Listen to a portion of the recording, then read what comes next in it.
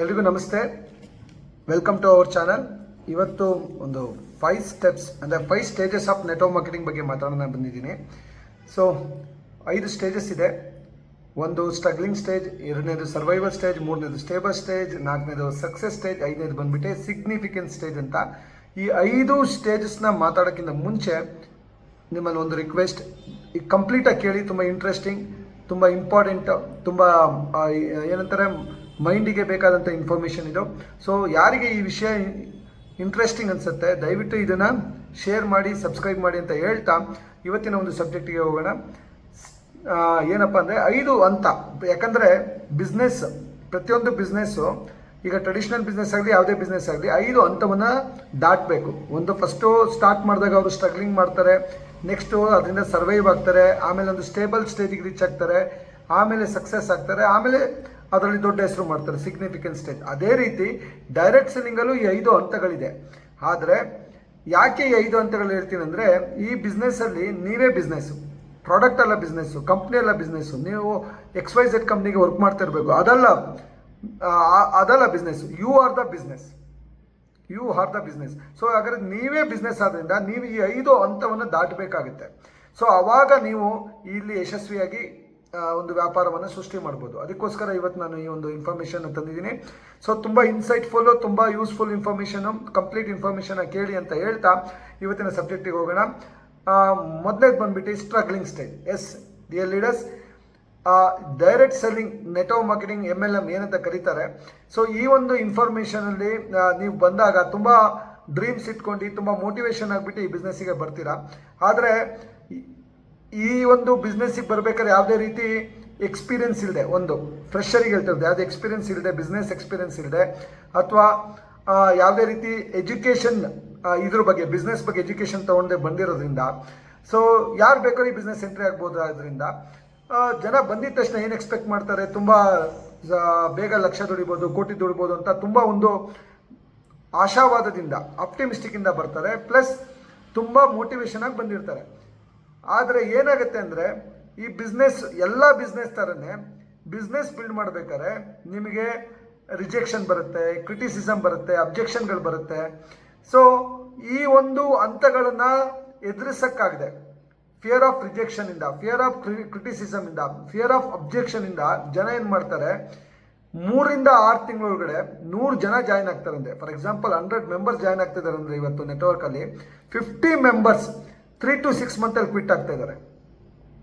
3 to 6 ಮಂತಲ್ಲಿ ಯಾಕೆ quit ಆಗ್ತಾರೆ ಅಂದರೆ ಹೆದರಿಕೆ, ಫಿಯರ್ ಆಫ್ ರಿಜೆಕ್ಷನ್. ಯಾರ ಹತ್ರನಾರು ಹೋಗ್ತಾರೆ, ತುಂಬ ಮೋಟಿವೇಟ್ ಆಗ್ತಾರೆ, ತುಂಬ ಇನ್ಸ್ಪೈರ್ ಆಗಿ ಅವರ ರಿಲೇಷನಲ್ಲೋ ಅಥವಾ ಅವರ ನೇಬರಲ್ಲೋ ಅಥವಾ ಅವ್ರ ಫ್ರೆಂಡ್ಸಲ್ಲೋ ಅವ್ರ ಫ್ಯಾಮಿಲಿಯಲ್ಲಿ ಡೈರೆಕ್ಟ್ ಸೆಲ್ಲಿಂಗ್ ಬಗ್ಗೆ ಹೇಳಕ್ಕೆ ಹೋಗ್ತಾರೆ. ಅವಾಗ ಅವ್ರು ರಿಜೆಕ್ಟ್ ಮಾಡಿದಾಗ ಅದನ್ನು ಸ್ವೀಕಾರ ಮಾಡುವಂಥ ಮನಸ್ಥಿತಿಲಿರೋದಿಲ್ಲ ಮತ್ತು ಇದಕ್ಕೆ ಪ್ರಿಪೇರ್ ಆಗಿರಲ್ಲ ಅವರು.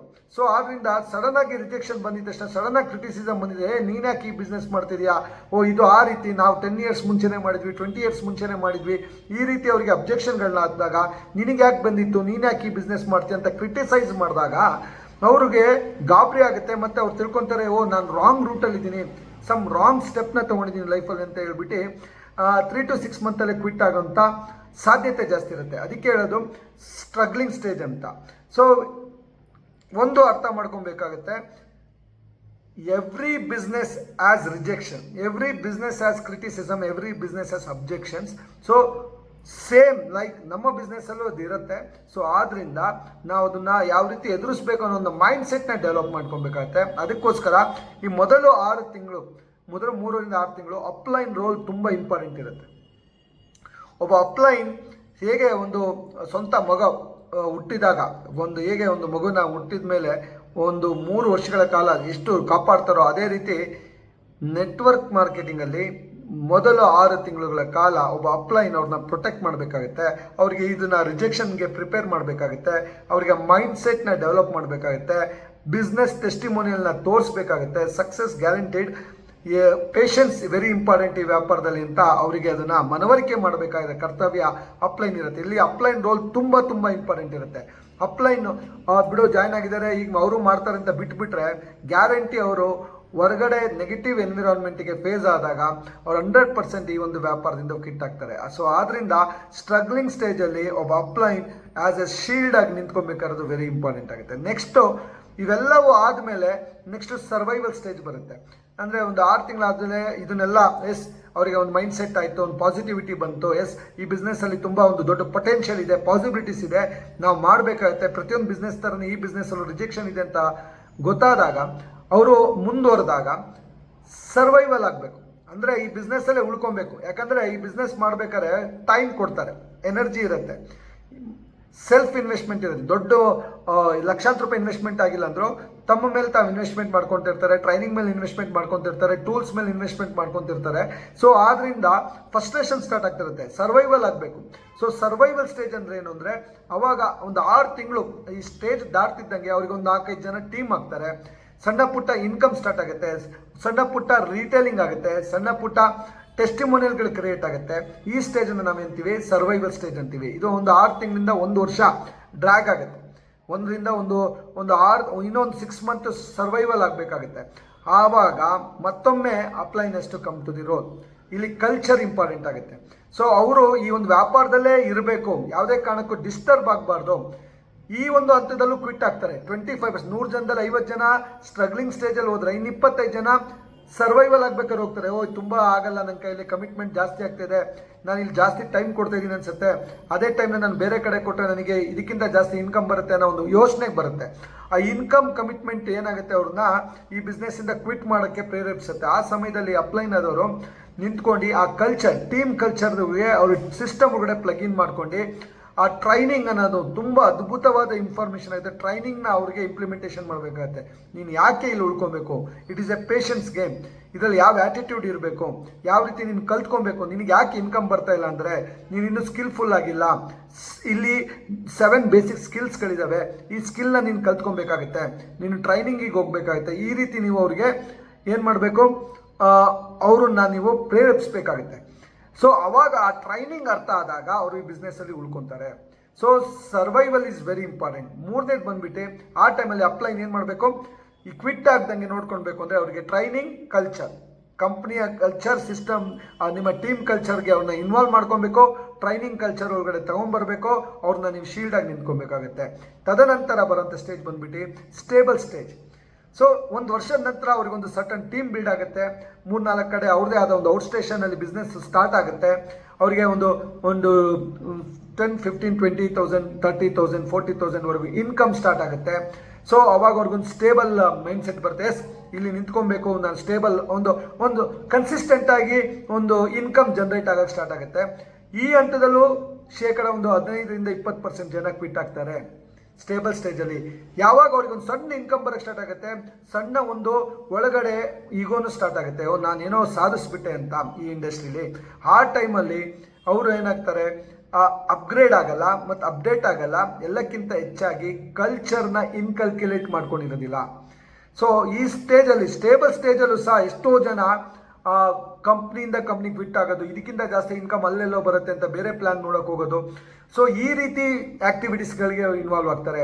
ಸೊ ಇಲ್ಲೂ ಸಹ ಒಂದು 10ರಿಂದ 15% ಜನ ಇದ್ರ ಬದಲು ನಾನು ಅದು ಮಾಡ್ಬೋದಿತ್ತು, ಅದಕ್ಕಿಂತ ಜಾಸ್ತಿ ಇನ್ಕಮ್ ಇದ್ರಲ್ಲಿ ಬರುತ್ತೆ, ಈ ರೀತಿ ಕಂಪ್ಯಾರಿಸನ್ಗೆ ಇಳಿದು ಕ್ವಿಟ್ ಆಗ್ತಾರೆ. ಸೊ ಆದ್ದರಿಂದ ಸ್ಟೇಬಲ್ ಸ್ಟೇಜಲ್ಲಿ ಅವರು ಉಳ್ಕೊಬೇಕು ಅಂದರೆ ಅವರಿಗೆ ಆ ಒಂದು ಏನಂತಾರೆ next level leadership training very very important ಆಗುತ್ತೆ. ಲೀಡರ್ಶಿಪ್ ಟ್ರೈನಿಂಗ್ ಈ ಸ್ಟೇಜಲ್ಲಿ ಅವ್ರನ್ನ ಹಿಡಿದಿಟ್ಕೊಳೋಕ್ಕೆ ಮತ್ತು ಅವ್ರನ್ನ ನೆಕ್ಸ್ಟ್ ಲೆವೆಲಿಗೆ ತೊಗೊಳೋಕ್ಕೆ leadership, team handling, team development ಸ್ಕಿಲ್ಸ್ಗಳು, ಇದ್ರ ಬಗ್ಗೆ ಹೆಚ್ಚು ಗಮನ ಕೊಡಬೇಕಾಗುತ್ತೆ. ಓಕೆ, ಸೊ 4ನೇ ಅಂತ ಬಂದ್ಬಿಟ್ಟು ಸಕ್ಸಸ್ ಸ್ಟೇಜ್ ಅಂತ ಕರಿತೀವಿ. ಸಕ್ಸಸ್ ಸ್ಟೇಜ್ ಅಂದರೆ ಸೊ ಒಂದು 2 ವರ್ಷಗಳ ನಂತರ ಒಂದು ರಿಯಲ್ ಇನ್ಕಮ್, ಒಂದು fruitful income, 1 lakh up to income ಬರೋಕ್ಕೆ ಸ್ಟಾರ್ಟ್ ಆಗುತ್ತೆ. ಅದನ್ನು ನಾವು ಡೈರೆಕ್ಟ್ ಸೆಲ್ಲಿಂಗಲ್ಲಿ ಅಪ್ ಟು 1 ಲಕ್ಷವರೆಗೂ, ಅಂದರೆ ಒಂದು ಟೀಮಲ್ಲಿ ಅಚೀವರ್ಸ್ ಕ್ರಿಯೇಟ್ ಆಗೋದು, ಒಂದು ಏನಂತಾರೆ ಬೋನಸ್, ಲೀಡರ್ಶಿಪ್ ಬೋನಸ್ಗಳೆಲ್ಲ ಅವ್ರಿಗೆ ಜನರೇಟ್ ಆಗೋದು, ಒಂದು ಸ್ಟೇಜಿಗೆ ಬರ್ತಾ ಹೋಗ್ತಾರೆ. ಸೊ ಅವ್ರು ಪ್ರಾಪರಾಗಿ ಈ ಸ್ಟೇಜಿಗೆ ಬಂದಾಗ ಇದು ಒಂದು 2 ಇಯರ್ಸ್ ನಡೆಯುತ್ತೆ. ಸೊ ಈ ಸ್ಟೇಜಲ್ಲೂ ಸಹ ಒಂದು 3 to 4% ಪೀಪಲ್ ಕ್ವಿಟ್ ಆಗ್ತಾರೆ. ಯಾಕಂದರೆ ಒಂದು ಜನ ಏನಾಗ್ತಾರೆ ಅಂದರೆ ಪೀಪಲ್ ಡೆವಲಪ್ಮೆಂಟ್ ಅನ್ನೋದಕ್ಕೆ ಹೋಗಲ್ಲ, ಈ ಸ್ಟೇಜಲ್ಲಿ ಬೇಕಾದಂಥ ಲೀಡರ್ಶಿಪ್ ಸ್ಟೈಲ್ನ ಅವರು ಅಳವಡಿಸ್ಕೊಳೋದಿಲ್ಲ.